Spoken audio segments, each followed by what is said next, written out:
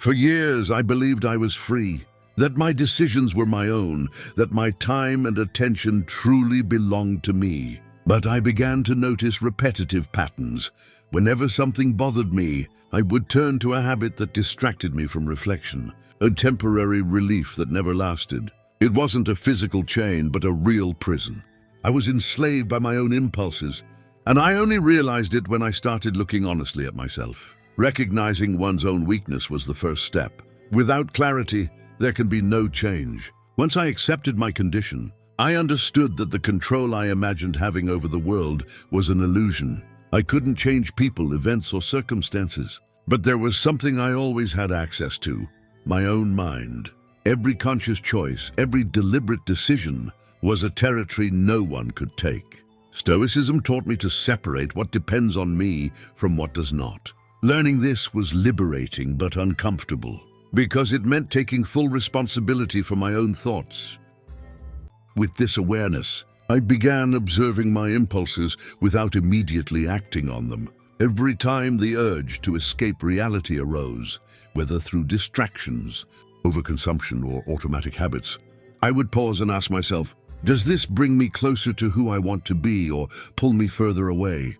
At first, it was difficult. My mind demanded instant satisfaction, but reason gradually started to take precedence. Each impulse observed without action was a small victory. Gradually, I realized that freedom isn't about avoiding desire. It's about choosing not to obey it automatically. These small victories began to accumulate. Previously, every relapse left me feeling like a failure, ashamed or frustrated. Now every impulse resisted became a building block of strength. I discovered that self-mastery is progressive.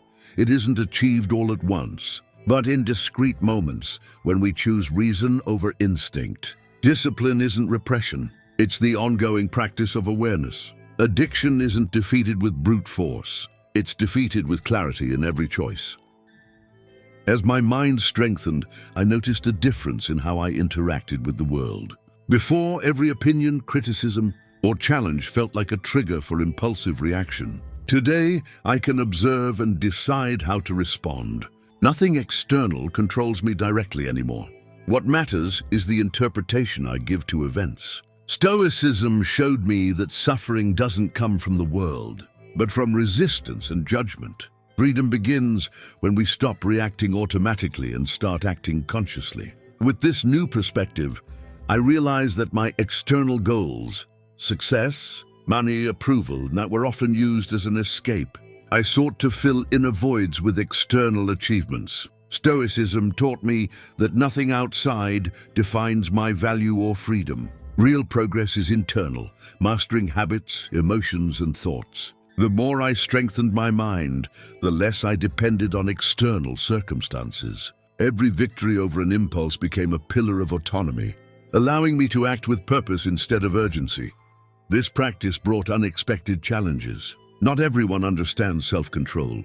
Some try to provoke, distract, or test patience.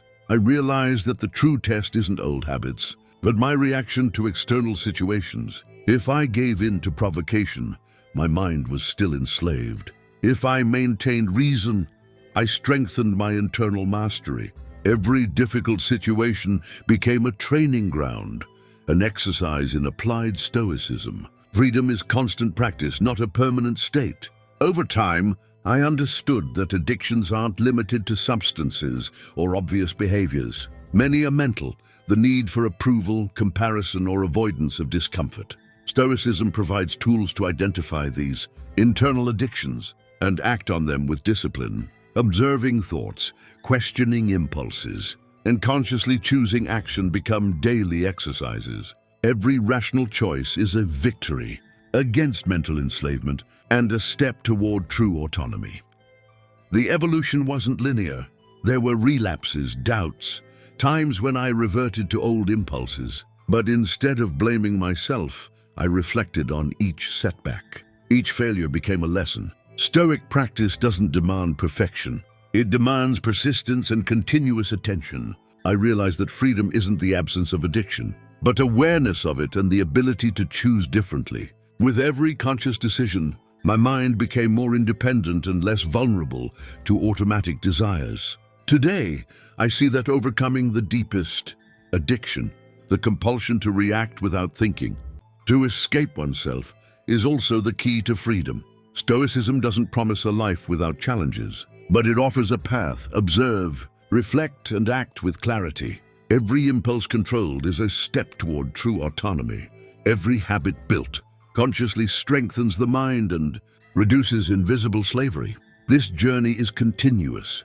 As long as there are choices, there is freedom. If you want to learn to master your mind, strengthen self-control, and live consciously, subscribe to the channel.